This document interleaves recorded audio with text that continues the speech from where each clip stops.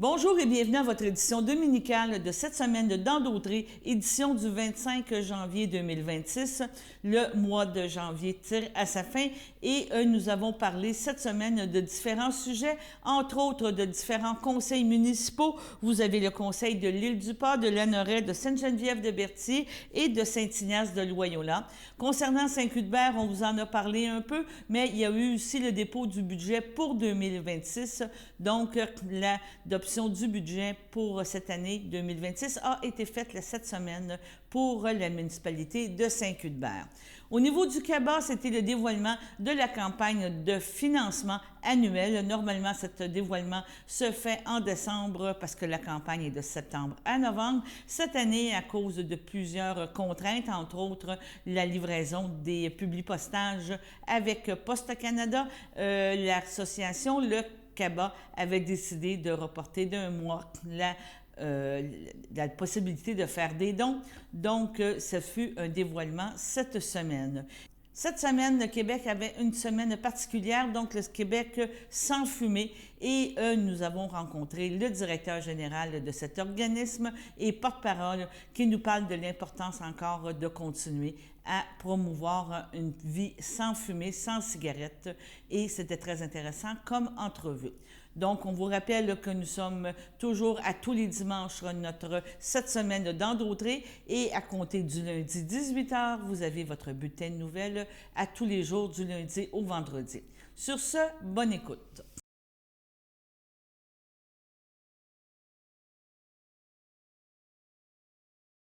« 4.9. Terre en fête, entente relative à la gestion du camp de jour 2026, autorisation de signature. » Comme on a eu un bon succès en 2025, on va répéter l'expérience. Chers citoyens et citoyennes, soyez informés que le Conseil va désire renouveler le contrat avec Terre en fête pour le camp de jour 2026. Je crois que c'est mars, le début des inscriptions. Bon, mars sera le début des inscriptions. C'est une résolution qui mandate notre directrice générale pour signer l'entente, qui est essentiellement la même que l'année passée, avec une légère majoration des coûts. C'est pas écrit. Je reprendrai un proposeur. Mme Jacinthe Drainville propose. Mme Maryse Cochin, une seconde. Est-ce que c'est unanime? Oui. 5.4, Centre de prévention du suicide de la Nodière, demande d'aide financière. On a reçu une lettre de Mme Isabelle Ouellette, présidente du Centre de prévention du suicide de la Nodière, concernant une demande de soutien financier afin de mener à bien leur mission pour les encourager dans le but humanitaire poursuivi par cet organisme. La municipalité de l'Île-du-Pas désire octroyer une somme de 100$ au Centre de prévention du suicide. Et est-ce que quelqu'un a fait la proposition? Oui, M. Martial Bellé propose. Quelqu'un seconde? M. Daniel Duchesne seconde. Est-ce que c'est unanime? Oui. Merci beaucoup. 5.5, Réseau des femmes élues de la Nodière. Et les élus et les ex-élus et candidats potentiels se sont dotés d'un réseau structuré afin d'augmenter le nombre de femmes élues tant au sein des conseils municipaux, de la députation, des commissions scolaires, des instances syndicales, économiques, culturelles ou communautaires de la région, attendu que la mission du RFEL est de soutenir et outiller les élus et les candidats potentiels selon leurs besoins, particulièrement celles qui sont seules dans leur conseil par la formation, le support, le partage d'informations, le développement des compétences et des stratégies, la reconnaissance. Attendu que nous reconnaissons l'importance de la présence des femmes au sein des conseils municipaux et favorisons la mise en place de moyens concrets pour augmenter la présence des femmes au sein des lieux de décision, de même que nous reconnaissons l'expertise du réseau des femmes élues de la Nodière en ce sens. Il est proposé par, appuyé par et résolu de soutenir le réseau des femmes élues de la Nodière par une contribution financière de 50$. Quelqu'un, Mme Jacinthe Drainville propose, Mme Maryse Cochin, une seconde. Est-ce que c'est unanime? Oui. Si. 5.6, Creval, les journées de la persévérance scolaire. Considérant que l'éducation est un pilier fondamental du développement individuel et collectif de la société, considérant que la persévérance scolaire est un enjeu majeur pour garantir l'égalité des chances et favoriser la réussite éducative, Considérant que la sensibilisation de la persévérance scolaire contribue à renforcer la responsabilité collective envers l'éducation et à encourager l'engagement citoyen. Considérant que tous les acteurs de la communauté peuvent agir sur la persévérance scolaire afin de favoriser la réussite éducative dans la Nadière. Considérant que la réussite éducative contribue non seulement au bien-être des individus, mais également à leur prospérité de la communauté et à son développement économique. Considérant que d'alimenter leur aspiration professionnelle en leur faisant découvrir nos milieux contribue à donner du sens à leur parcours scolaire. Considérant que la région de la Nadière a besoin d'une relève qualifiée pour assurer son plein développement socio-économique. Considérant que la mobilisation de la collectivité en faveur de la persévérance scolaire s'inscrit dans une perspective de développement durable en investissement dans le capital humain de la communauté.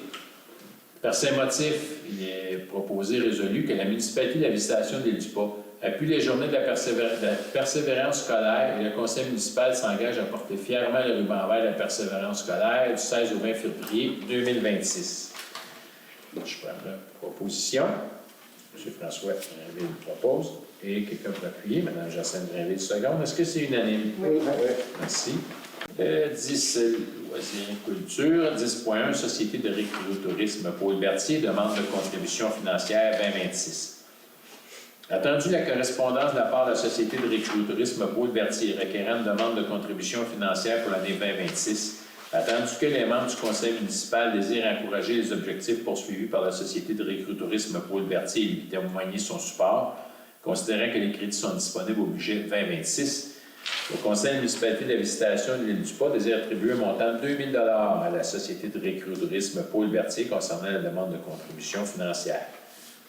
Qui en propose? Mme Jacinthe Drainville propose. M. Martial Bellé, seconde. Est-ce que c'est unanime? Oui. Merci.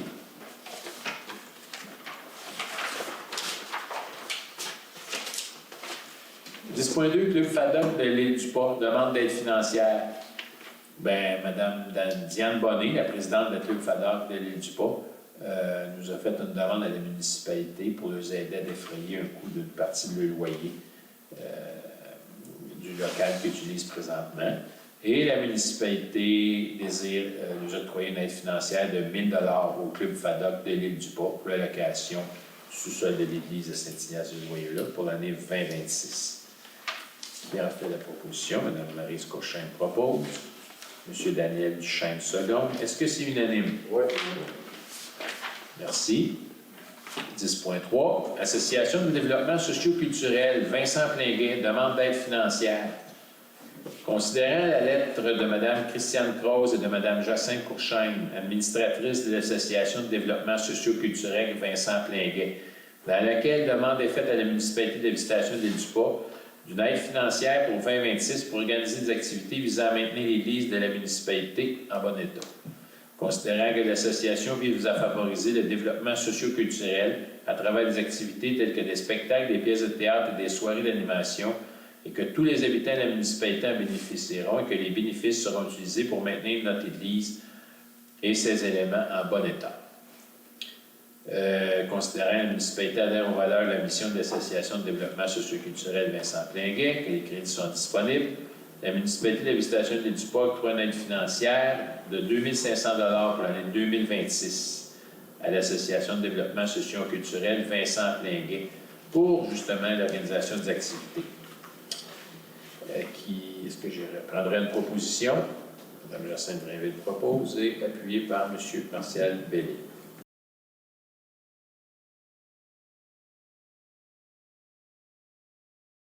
En 6.3, budget annuel 2026 et programme triennal d'immobilisation 2026-27-28, date d'adoption. Proposé, appuyé et résolu que le dépôt et l'adoption du budget pour l'année financière 2026 et du programme triennal d'immobilisation 2026-2027-2028 ait lieu lors d'une séance extraordinaire le 27 janvier 2026 à 19h. Alors, ceux qui sont intéressés à en connaître davantage sur les finances de la municipalité, on vous invite à assister à cette séance-là le 27 janvier 2026. Est-ce que j'ai un proposant? Proposé par M. François Beaujolier. Est-ce que j'ai un appuyeur? Appuyé par Mme Lucie Ouellette. À ma gauche, ceux qui sont en faveur. À ma droite? C'est unanime. Je recommence le montant, considérant que le premier volet d'obtention d'une somme vise l'obtention d'une somme de 9 900 $ pour retenir les services d'un consultant. Considérant que le deuxième volet vise l'obtention d'une somme de 38 053 $ pour couvrir les frais logistiques entourant l'installation temporaire d'un local dans l'éventualité, là c'est important, là, dans l'éventualité de l'acceptation de la recommandation des administrateurs à l'Assemblée spéciale sur le choix du local devant héberger la coopérative pour permettre l'actualisation de certains services aux citoyens. Ceux qui étaient là, le 27 août, ouvert le 27 août dernier à Jean-Bourdon, il y avait eu une présentation. Et à la fin de la présentation, il avait été convenu que c'est la coop, les membres de la coop, c'est la présidente qui l'avait souligné, est ici d'ailleurs, je la salue, Mme Lynne Prudhomme, qui avait souligné que ça appartiendra aux membres de prendre des décisions dans ce sens-là. Alors là, vraiment, c'est pour ça que la deuxième partie, que je vais vous lire, vous allez voir, il y a des conditions quant aux sommes demandées. En conséquence, proposé, appuyé, résolu que le Conseil verse à Coop Lanoraie un montant de 4 200 $ pour un démarrage de ses activités dans les premiers mois de 2026. Donc, présentement, ce que j'ai compris, c'est qu'ils sont prêts avec cette somme-là à poser des gestes pour pouvoir démarrer, sans nécessairement avoir à demander l'avis des membres pour ce bout-là. On continue. Que le Conseil informe Coop Lanoraie qu'il s'engage à verser un montant de 47 953 $ pour couvrir les frais logistiques. C'est là qu'il y a... Non?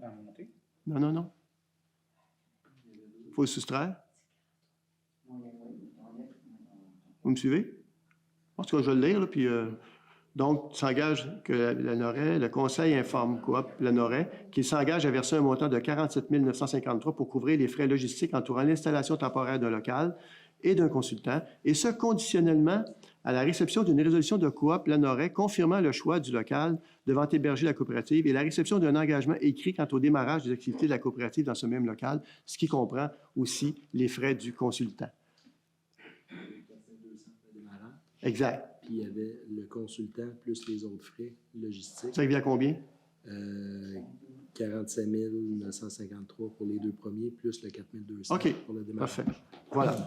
Alors, le Conseil en a discuté et on arrive à la conclusion que, bien, on va voir, on va passer au vote dans quelques secondes, que c'est une situation qui est déplorée par beaucoup de citoyens, que depuis 2012, il n'y a plus aucun médecin ou service d'infirmière ou quoi que ce soit à Lanoraie. Alors, on a peut-être une opportunité qui va se présenter devant nous. On la saisira-t-on ou la saisirons pas? On verra ce que la coop décidera. Alors, donc, est-ce qu'il y a des questions par rapport à ça? Est-ce que ça vous va? Est-ce que j'ai un proposeur? Plan de partenariat 2026. Donc, proposé, appuyé, résolu d'encourager les entreprises et les commerces locaux à contribuer par le biais d'aide financière aux services, aux activités organisées par la municipalité et identifiées au plan de partenariat 2026. J'en profite pour remercier tous ceux qui ont participé depuis maintenant de plusieurs années à tous les événements qu'on fait. Exemple, il y a l'Halloween, il y a la Fête nationale, il y a la persévérance scolaire, il y avait les journées carnaval un peu à l'école. Donc, normalement, on va chercher à peu près 30 000 $ donnés là, par les entreprises. C'est quand même assez extraordinaire. Et ça aide beaucoup, effectivement. Ça paraît. On est rendu à peu près à 5 000 d'entreprises, puis avec Desjardins, on est à peu près à 10 000 présentement. En fait, on est plus qu'à 10 000, on est à peu près à 11 000. Fait que la barre est encore haute. Il manque pour aller chercher à peu près l'équivalent de l'année passée. Alors, on va y travailler fortement. Ceux qui nous écoutent, ceux qui nous entendent, ça vous tente de vous contacter Josiane aux communications et elle va pouvoir vous expliquer le plan de partenariat, donc un plan de visibilité. Puis on le fait pour nos jeunes, hein? On le fait pour nos jeunes. Quand on fait la persévérance scolaire, c'est pour nos jeunes. Et quand on organise, d'ailleurs, on a acheté une mascotte, je ne me souviens jamais de son nom. Là. Gustave, exact. On a acheté une mascotte qui a coûté quand même assez cher, mais les jeunes raffolent de la mascotte. Alors, ça nous permet justement d'amener des activités qui, normalement, seraient plus difficiles financièrement à soutenir. Mais grâce à la participation des gens du milieu, on peut y arriver. Vous n'êtes pas obligé d'être une entreprise, vous pouvez être un particulier, si ça vous tente de faire un don. On donne même des dons pour charité. Voilà. C'était un message d'intérêt public. Est-ce que j'ai un proposeur? Proposé, appuyé, résolu d'autoriser l'achat d'un nouveau panneau d'arrêt clignotant et de la quincaillerie d'installation nécessaire, incluant le panneau d'alimentation solaire au montant de 6 712,37 $, taxes en su, pour l'intersection du rang Saint-Henri et du chemin Joliette, que la somme soit prise à même les fonds Carrière et Sablière. Alors, Carrière et Sablière, vous savez, il y a une sablière qui s'appelle Desgranges, Sablière Desgranges, et il y a des redevances qui sont versées à la municipalité annuellement. Et ces redevances-là ne peuvent être utilisées que dans le cadre du rang Saint-François. Pas du rang Saint-François, mais du rang Saint-Henri. Et donc, le fameux stop avec la pile solaire qui va être installée, réinstallée, je dirais, à nouveau, parce qu'on s'est fait voler, je pense, l'autre. Avis des fois qu'ils nous écouteraient, hein, pourquoi pas. Alors, il va y avoir des caméras qui vont être là. Fait que, c'est ça. On va essayer de veiller aux grains, comme c'est le cas de le dire, parce qu'on se fait voler du matériel, puis c'est tous vous autres qui payez. Là. Alors, si vous voyez des trucs, n'hésitez pas. Je ne répéterai pas mon numéro de téléphone, mais vous pouvez m'appeler. D'accord. Est-ce que j'ai un proposant? Proposé par M. François Beaujolais. Est-ce que j'ai un appuyeur? Qui? Céline? Appuyé par Mme Céline Robillard. Non? Marie-Ève. Appuyé par Mme Marie-Ève Mondard. À ma gauche, ceux qui sont en faveur. À ma droite. C'est unanime. Comprendre les changements. Alors, les coûts de l'approvisionnement et de la distribution de l'eau potable. D'abord, il y a l'énergie pour le pompage. Et ça, l'énergie, je vais y revenir un peu plus tard, tantôt dans la présentation. Il y a les produits pour purifier l'eau. Il y a le salaire des experts et des employés qui assurent la qualité de l'eau. Il y a l'entretien du réseau d'aqueduc et de l'usine d'eau potable. Tout ça fait en sorte que produire et distribuer 1,43 m3 d'eau coûte au bas mot 1,43 $. On verra plus tard aussi, 1 m3 d'eau, c'est 1000 litres. On va passer à la suivante. En dessous. Alors, les changements. L'ancienne tarification était à 1,06 $ le mètre cube versus le coût que vous avez vu tantôt. Pourquoi le coût? Pourquoi maintenant, on passerait à 1,14 $? Pourquoi on est capable de boucler le budget pareil? Vous allez me dire, bien, ça ne marche pas. Si ça coûte 1,43 $ produire et acheminer 1 mètre cube, comment ça se fait que vous le faites à 1,6 $, puis là, vous voulez le monter à 1,14 $, vous n'arrivez pas plus? C'est vrai. Il y aura des questions à se poser pour les 10, 15, 20 prochaines années. Le réseau vieillit, c'est un réseau souterrain, et dès qu'on parle de réseau souterrain, on parle de beaucoup de sous pour pouvoir... Il y a quoi, 30 ans, M. Maheu, de 76, hein? À certains endroits. Les endroits, il est plus récent, mais le vieux réseau comme tel, là, la plus grande partie, combien de kilomètres? Une trentaine. Une trentaine de kilomètres souterrains qui vieillit, puis qu'il va falloir éventuellement penser à investir pour... on n'est pas là, mais on y réfléchit beaucoup pour les années à venir. On va passer à la suivante. Donc, le tarif de base, 200 $ pour 175 mètres cubes. Ça, c'est la nouvelle... C'est le nouveau tarif avec... Parce que je cherche l'ancien tarif, je pensais qu'on l'avait déjà mis. Le tarif actuel, s'il est de 165 pour 155 mètres cubes. C'est ça? Le tarif actuel est de 165 $ pour 155 mètres cubes. On l'augmenterait donc de 35 $, passer à 200 $ pour 175 mètres cubes. Puis après ça, vous avez de 176 mètres cubes, donc les mètres cubes supplémentaires jusqu'à 500 mètres cubes, ils coûtent 75 sous le mètre cube. Si vous passez de 500 à 2500 mètres cubes, il est à 1,50 $, etc., là, comme le tableau vous le donne présentement. Donc, on le voit d'ailleurs avec la ligne verticale là, qui nous indique là, quand la ligne oblique monte vers le haut, à chaque gallon, à chaque mètre cube pris supplémentaire, il y a des coûts au mètre cube qui s'additionnent au tarif de base. On va passer à la suivante. Alors, consommation moyenne de 200 mètres cubes. Pourquoi on a pris 200 mètres cubes? On a pris 200 mètres cubes parce qu'on a vérifié des familles de 4, donc 2 parents, 2 adultes. C'est en moyenne 200 mètres cubes de consommation annuelle. On a vérifié des familles qui sont moins nombreuses de 5, il y en a, qui sont moins nombreuses. Là, on tombe plus dans le 270 mètres cubes. On s'est dit, on va y aller avec 200 mètres cubes pour donner l'exemple. Alors, à quoi ça sert l'hygiène, l'alimentation? Bon, la lessive, l'entretien, puis l'extérieur aussi, évidemment. Alors, l'ancien règlement, si quelqu'un consommait 200 mètres cubes, ça veut dire 200 $ de tarif de base, plus 25 mètres cubes à 75 sous. Vous arriveriez à ce moment-là, avec l'ancien règlement, avec le nouveau règlement, pardon, on arrive à 218,75 versus l'ancien règlement, où pour 200 mètres cubes d'eau consommée, on arriverait à 183,90. La différence de coût est de 34,85 par année. Mais, est-ce qu'on peut économiser? On passerait à l'autre. Alors, imaginons la maison A, consommation 200 mètres cubes, la moyenne d'une famille de 4. Ancien tarif, 183,90. Nouveau tarif, 218,75. L'écart est de 34,85. La maison B, là, on s'est dit, on va faire 225 mètres cubes pour inclure les familles de 5 et de 4. Il y a moins de familles de 5 qu'il y a de 4, donc on s'est entendu pour 225 mètres cubes annuellement consommés. Donc, ancien tarif, 196,90. Nouveau tarif, 237,50. L'écart est de 40,60. Et là, on arrive justement à est-ce qu'on peut faire mieux? Agir sur sa facture. Il est possible de réduire l'impact financier de cette nouvelle tarification en adoptant des comportements éco-responsables. L'eau potable, ce n'est pas inépuisable. C'est une ressource qui est de plus en plus rare, je vous dirais, parce que la qualité que nous, on a ici, la quantité, on n'a pas de problème de quantité, on n'a pas de problème de qualité, on veut que ça reste comme ça, mais en même temps, il faut aussi être responsable dans notre consommation d'eau. Et est-ce qu'on peut faire mieux que ce qu'on fait présentement? Vous avez l'exemple à droite, fuite un robinet, juste un petit robinet, là, c'est une goutte d'eau à seconde, c'est 10 bains par année. Encore là, privilégier la douche, prend moins d'eau qu'un bain. La fuite de robinet, donc un mince filet, c'est une piscine par année. Et toilette qui fuit, on parle de 3 piscines, on parle de 1000 bains par année. Alors, une simple baisse de 10 de la consommation permet d'économiser 19,85 $, ce qui représente plus de 50 de la hausse tarifaire pour une maison moyenne qu'on vous propose ce soir. Donc, il y a moyen de faire mieux. Je suis convaincu que si les gens font plus attention, il y a moyen de sauver la moitié de la hausse qu'on vous présente ce soir. On va passer à la suivante. Période de questions. Est-ce qu'il y a des questions par rapport à ça? Avant de vous laisser la parole aux questions, juste vous préciser un truc. On ne l'a pas ici. D'ailleurs, je ne comprends pas qu'on... Est-ce que je l'ai ici? On avait les... on a sorti 2022, 2023, 2024, les coûts de l'Aquaduc. Je vais sortir ça par Mme Beauparlant. Je ne les ai pas avec moi, peut-être sur mon téléphone, mais je vais y aller de mémoire. Les coûts sont restés stables en 2022, 2023, 2024. Entre 23 et 24, il y a eu une hausse de 50 000 $. C'est dû par des bris. On a eu de nombreux bris d'aquaduc. Ça coûte, c'est dispendieux de réparer un bris d'aquaduc. Et ce qui est arrivé l'an passé, bien là, c'est ça qui est le pire. Là, il y a eu un écart de 100 000. Pourquoi? Parce qu'on a un bris du câble souterrain qui alimente les puits et qui court souterrain sur 1,5 km ou à peu près jusqu'au coteau de sable pour alimenter les pompes qui sont en haut, au coteau de sable. Et le câble souterrain a explosé.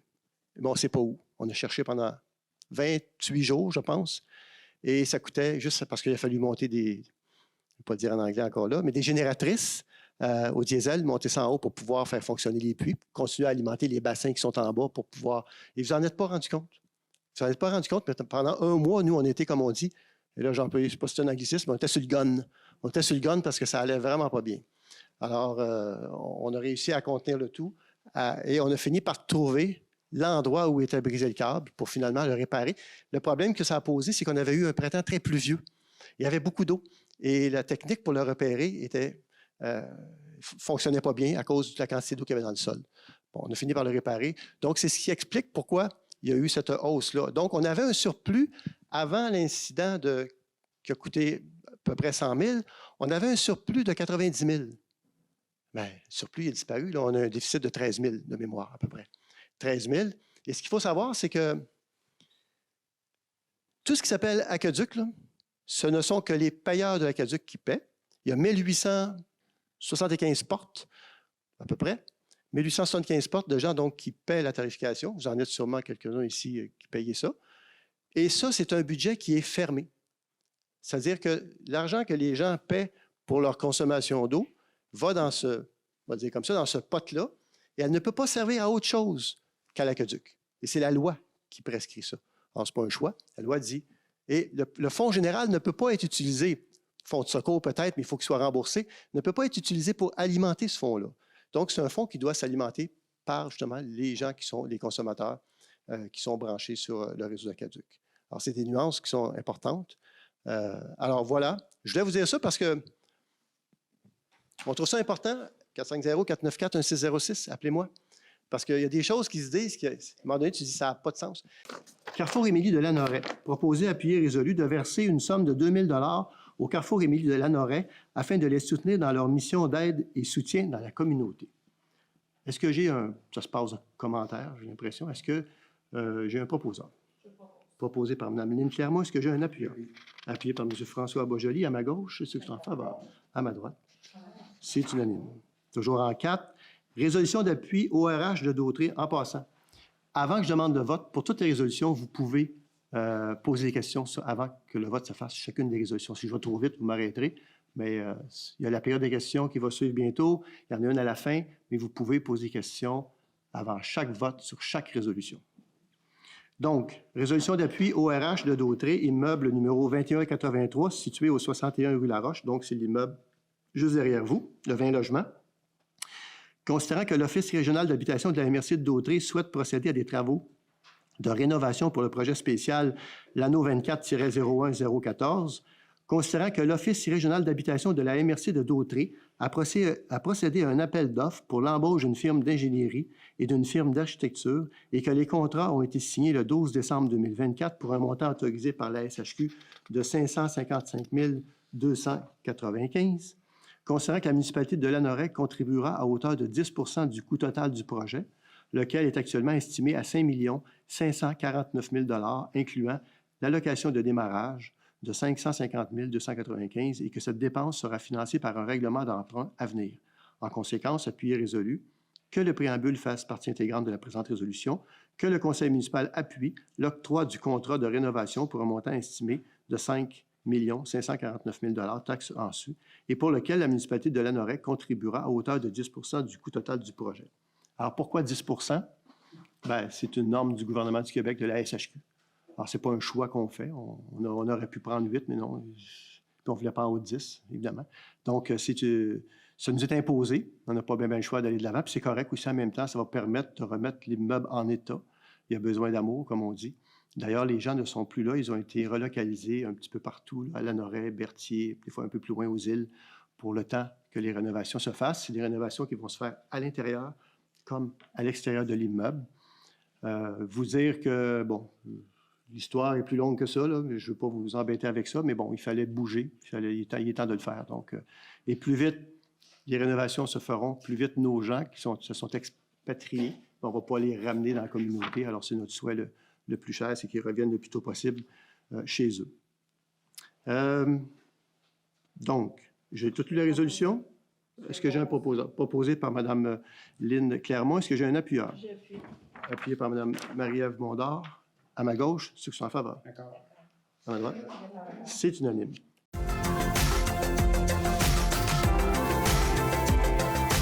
Alors, bonsoir tout le monde. Bienvenue. Je vous demanderai de fermer la sonnerie de vos téléphones cellulaires, s'il vous plaît. Donc, bienvenue à cette séance du Conseil du 22 janvier. Il est 18h30. Je demanderai au directeur général de bien vouloir lire les convocations, s'il vous plaît. Avis de convocation à Mme Lynne Clermont, Céline Robillard, Marie-Ève Mondard et Lucie Ouellette, à M. André Villeneuve, François Boisjoli et Marco Boudreau. Mesdames, Messieurs, avis spécial vous est par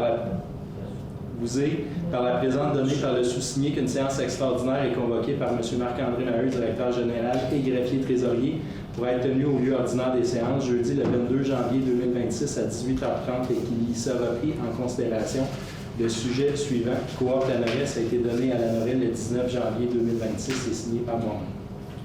Merci.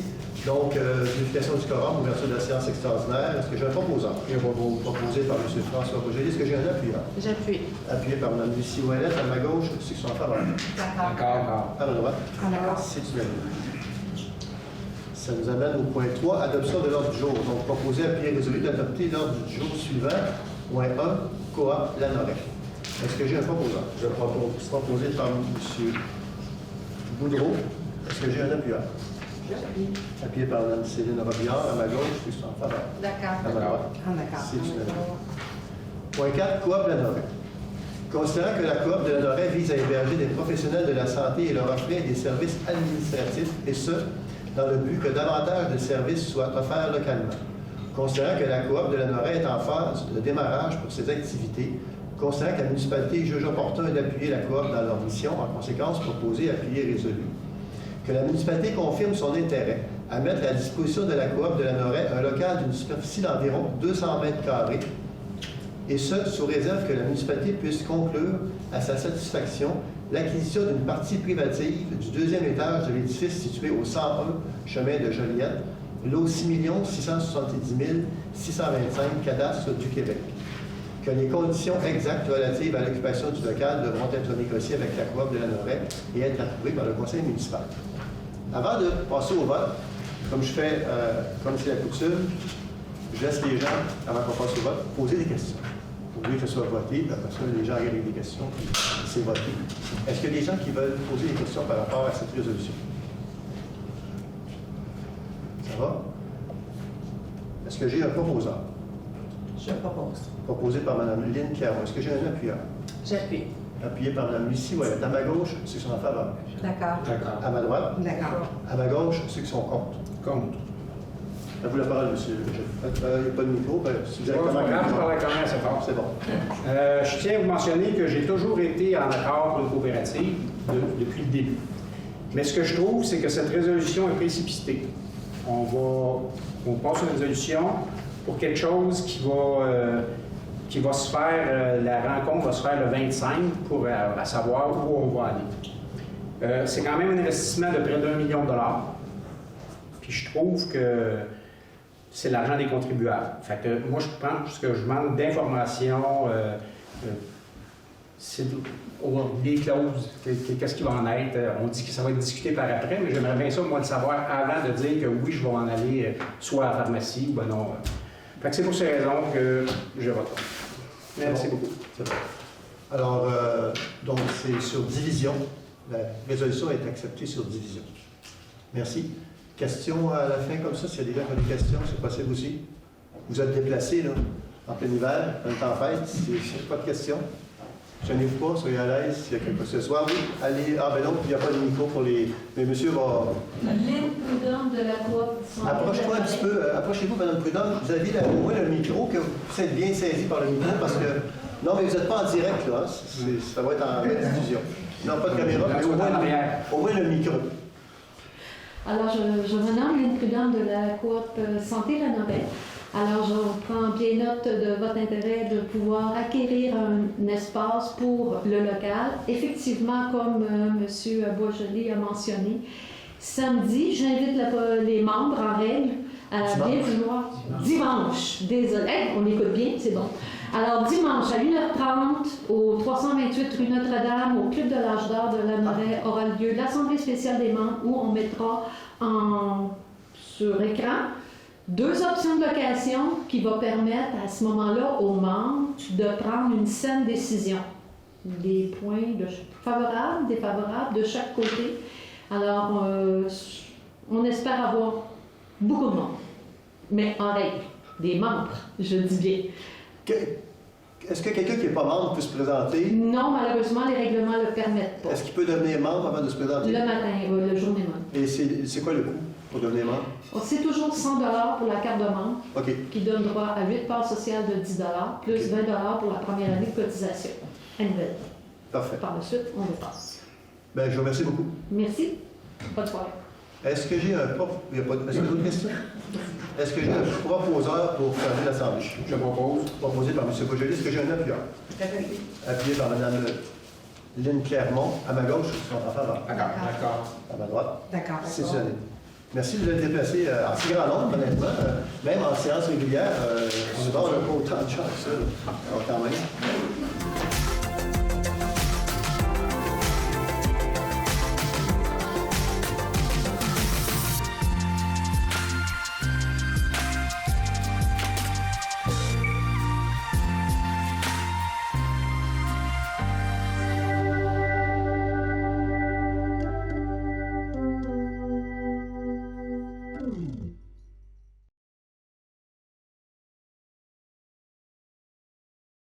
En 5.3, l'achat d'un camion Ram ProMaster 2024. On en a parlé lors de la préparation du budget. Les employés de la voirie nous ont demandé, il manque un véhicule, j'appellerais ça un véhicule outil, un véhicule avec le toit surélevé un peu, dans lequel ils vont mettre des tablettes, puis avec les valves les plus communes, puis les outils les plus communs pour aller réparer. Ils partent le matin pour aller faire une réparation, puis ils sont obligés de revenir ici des fois, une fois ou deux, pour venir chercher ce qu'il faut. Fait que ils vont mettre déjà le stock dans cette camionnette-là. Puis ça va aider beaucoup, on va gagner en efficacité. Puis il nous manquait un véhicule aussi. Donc il s'agit de M. Louis-Jean Sarrazin. Travaillé à 2-3 places pour trouver le véhicule approprié. Puis il l'a trouvé chez Joliette Dodge Chrysler. Les gars ne voulaient pas un véhicule neuf à cause du prix, là, autour de 70 000, 75 000. On a trouvé un ProMaster 2500, année 2024, à 50 295. Il a été inspecté par nos employés, puis ils ont dit que c'est un bijou, c'est ce que ça nous prend. Donc, on en a parlé en caucus, puis le conseil est d'accord pour acheter ce camion chez Joliette Dodge Chrysler. C'est 50 295 plus les taxes. Monsieur Cloutier propose avec Monsieur Christian. D'accord. Tout le monde est d'accord. Idée concerto, l'adhésion. Il s'agit de se doter d'une plateforme de conseil sans papier permettant l'amélioration et l'automatisation de certains processus dont les coûts d'achat et d'implantation ont été prévus au budget 2026.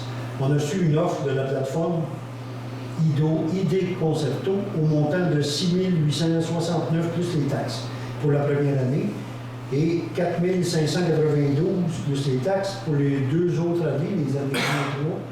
Donc, pour un contrat d'une durée de 3 ans qui va se terminer le 31 janvier 2029. Il s'agit d'améliorer l'efficacité dans les bureaux. Madame nous a expliqué exactement ce que c'en était. Le conseil était unanime à améliorer le travail clérical dans le bureau. Monsieur Cloutier propose avec Monsieur Langlois. D'accord. Tout le monde est d'accord. En 5.5, un avis de motion. Et le projet de règlement numéro 805-2026 établissant le traitement des élus municipaux et abrogeant le règlement numéro 805-2025, celui de l'année passée, évidemment. Il s'agit de donner un avis de motion. Qui donne l'avis de motion? Monsieur Cloutier donne l'avis de motion. Ensuite, dépôt et présentation du projet de règlement établissant le traitement des élus municipaux et abrogeant le règlement 805-2025. Encore là, M. Cloutier dépose le projet de règlement. C'est dans le but de fixer les rémunérations et les allocations de dépenses pour le maire et chaque conseiller. On va avoir notre réunion fin janvier. La date est-tu fixée, Carole? Pour la réunion du budget?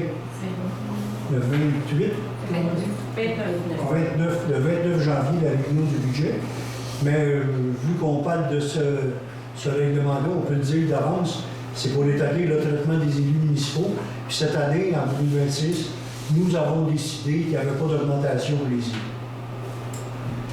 Donc, le dépôt du projet de règlement est fait. Ensuite, en loisirs et culture, en 11.1, l'achat d'immobilier pour les parcs. Il s'agit d'autoriser la directrice générale adjointe chargée de projet à procéder aux démarches et aux achats nécessaires pour l'aménagement des parcs dans le cadre du programme d'aide aux collectivités rurales, communément appelé le PAC rural. On a reçu la facture de Jeux 1000 parcs datée du 15 décembre au montant de 26 320 et la facture de Goéland datée du 16 décembre pour 17 451,86 plus les taxes. Il s'agit de payer ces 2 factures-là parce qu'il fallait, l'addition de compte, il fallait que ça soit facturé avant le 31 décembre. Et on va recevoir les stocks au printemps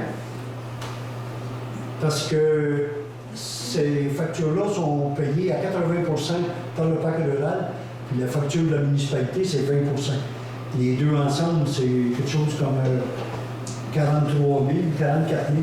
Donc, 80% est payé par le PAC rural. Un proposeur au second. M. Narvaux propose. D'accord. M. Hébert. D'accord. D'accord. Parfait, merci.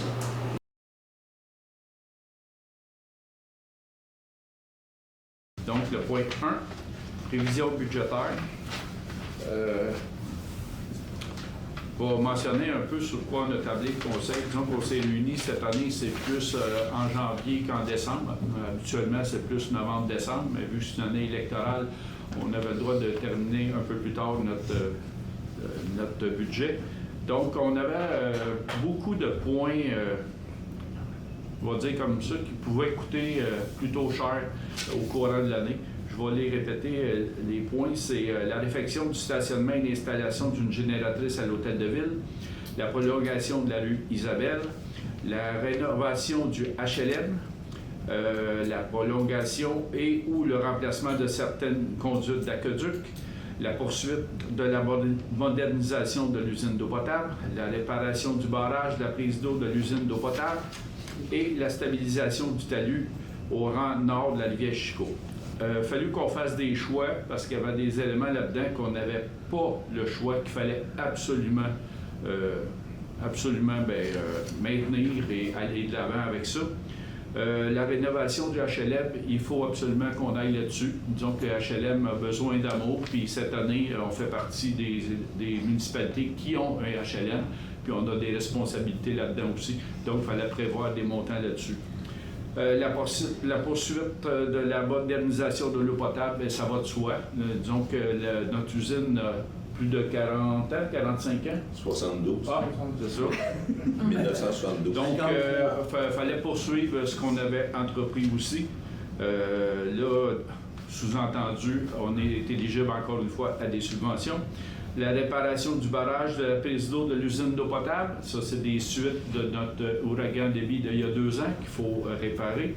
La stabilisation du talus au rang nord de la rivière Chicot, bien ça aussi, c'est des suites, mais il va falloir que ça se fasse aussi. Donc, puis la prolongation de la rue Isabelle, qu'on a décidé, nous, d'aller de l'avant avec ça, mais, bonne nouvelle, on est une des seules municipalités, pas une des seules, une des rares municipalités au Québec à avoir une subvention pour ça. On va avoir la moitié de notre montant qui est alloué en subvention. Donc, on est heureux. On a mis de côté la réfection du stationnement et l'installation d'une génératrice à l'hôtel de ville. Bien que une génératrice était nécessaire, on a décidé de pelleter par en avant. On va attendre la génératrice. Stationnement aussi, on va attendre, on va faire avec, on va s'organiser que ça fonctionne quand même.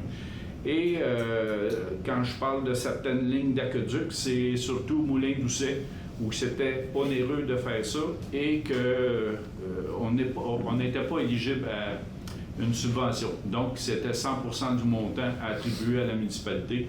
Donc, on a dit que s'il y a réparation, on est allé pour faire réparation, puis on verra les prochaines années. Fait que c'est là-dessus qu'on va. Au final, le budget, on a augmenté de 4 sous la taxe foncière. La taxe foncière, c'est pour tout le monde à partant. Ça représente plus ou moins 6,7 %. Mais pour contrecarrer ça, on a des surplus pour les ordures. On avait un bon surplus. On a décidé d'aller prendre des montants dans ce surplus-là. Puis, ça a baissé considérablement le taux de taxation parce qu'au final, ça donne un taux de taxation de plus ou moins 2 % pour tout le monde dans la municipalité. Quand je dis plus ou moins, ça va dépendre de chacun s'il utilise telle chose ou tel élément du budget. Donc, il y en a qui c'est carrément 0 % d'augmentation, il y en a c'est 4 % d'augmentation, mais c'est pour ça qu'on dit que c'est une augmentation en moyenne de 2 % pour tout le monde. Donc, on est allé en général comme ça pour le budget. J'imagine qu'on va avoir d'autres séances, puis on va nous poser des questions là-dessus. Ça va nous faire plaisir de répondre aux questions.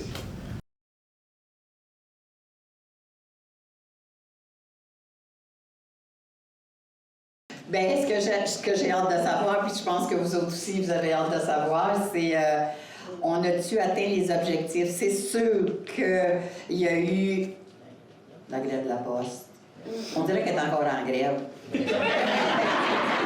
ne sais pas, mais moi, j'attends des lettres depuis avant Noël et je ne les ai pas reçues encore. Fait que là, j'ai peur que mes chèques soient perdus dans la Poste. Mais j'aimerais ça que comment vous avez vécu ça, vous autres, là, Christian, ici, avec les grèves de la Poste et tout ça, c'était des difficultés, là. Ça a été compliqué. Merci pour la question de relance qui était... Donc, ça a été en effet compliqué la grève des postes cette année. Parce que vous savez, nous, notre campagne de collecte de fonds, c'est du 15 septembre au 15 novembre. Donc, nous, on prépare à chaque année la documentation. On a une équipe de bénévoles extraordinaire qui prépare les documents et qui donc, nous fait des belles boîtes avec des enveloppes. Tout est compté pour savoir que le publipostage, le nombre de lettres à envoyer par bureau de poste. Donc, nous, tout est dans la vanne. Le vendredi matin, j'appelle ma contact à la Valtrie qui organise la distribution. Elle n'est pas là. Je dis, bon, mais je vais y retourner le lundi, le 15 septembre.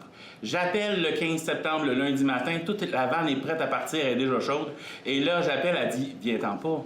On ne fait plus de publipostage. Donc là, présentement, c'est le début de la grève des postes, donc il n'y a plus rien qui est livré. Tout le courrier de quartier, le courrier qui est non adressé, il n'y en a plus qui se livre. OK, ça va durer combien de temps? Aucune idée.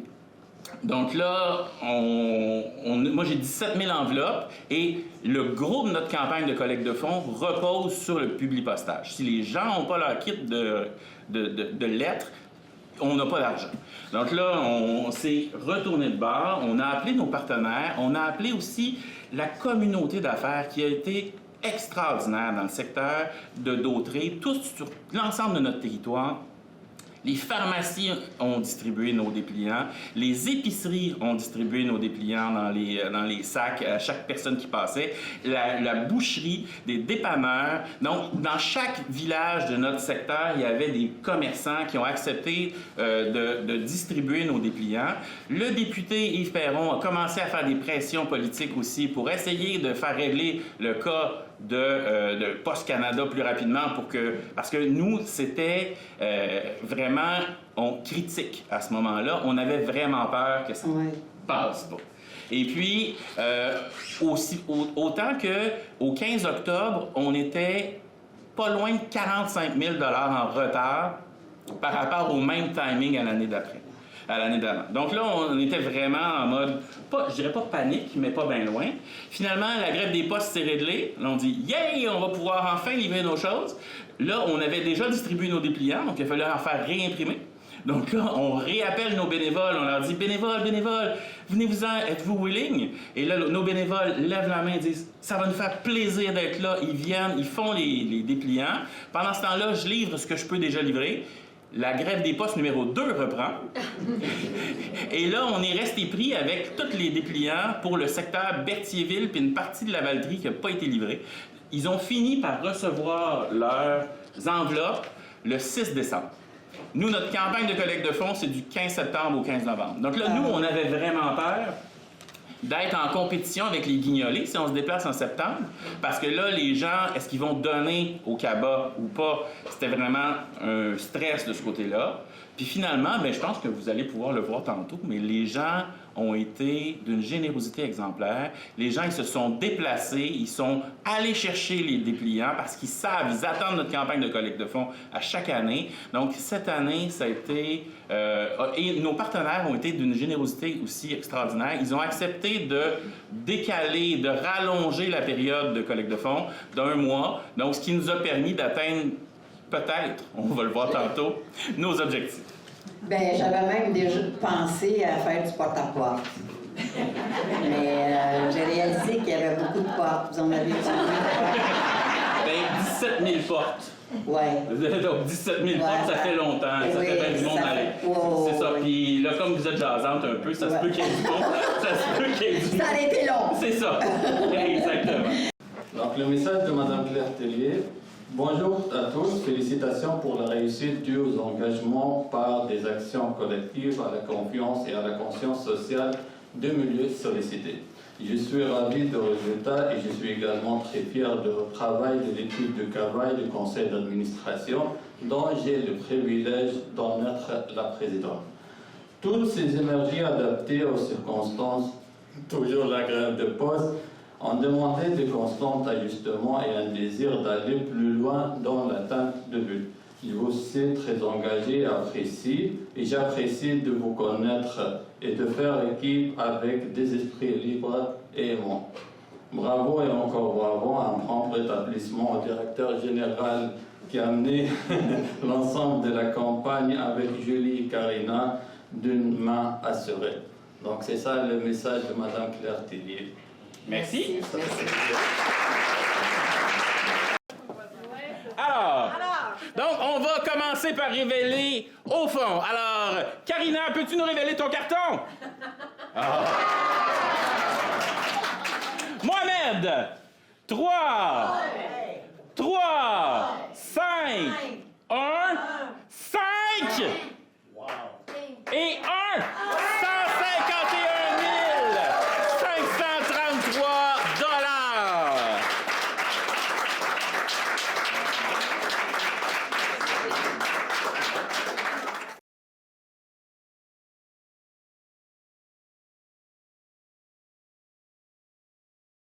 Je suis en compagnie de M.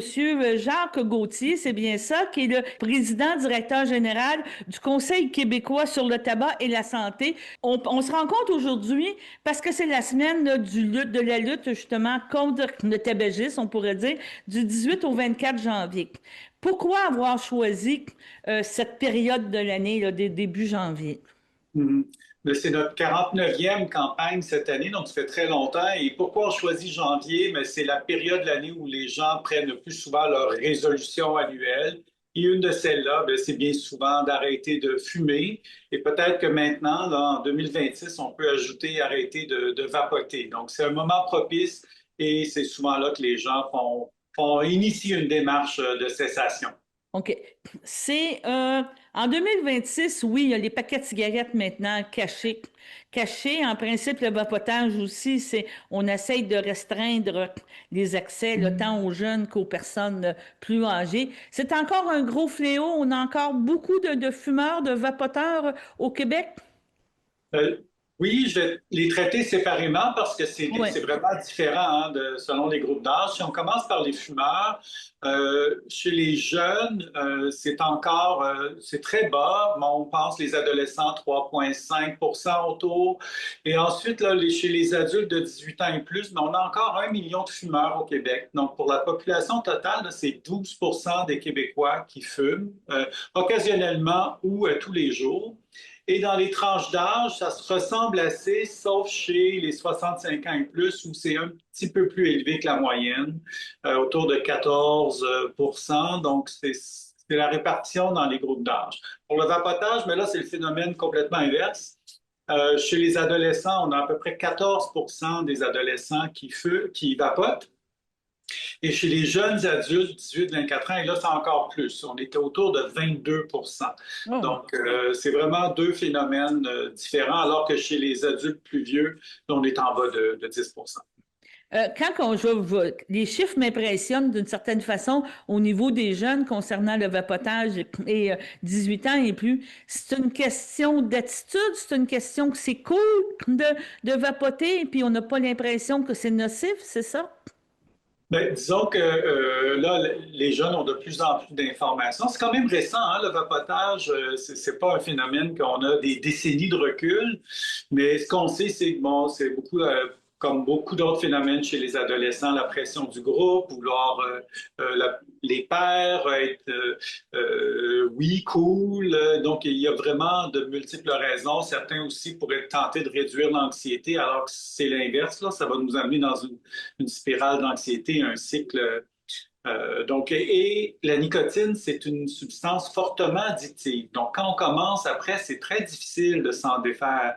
Et particulièrement, les adolescents, leur cerveau est en développement.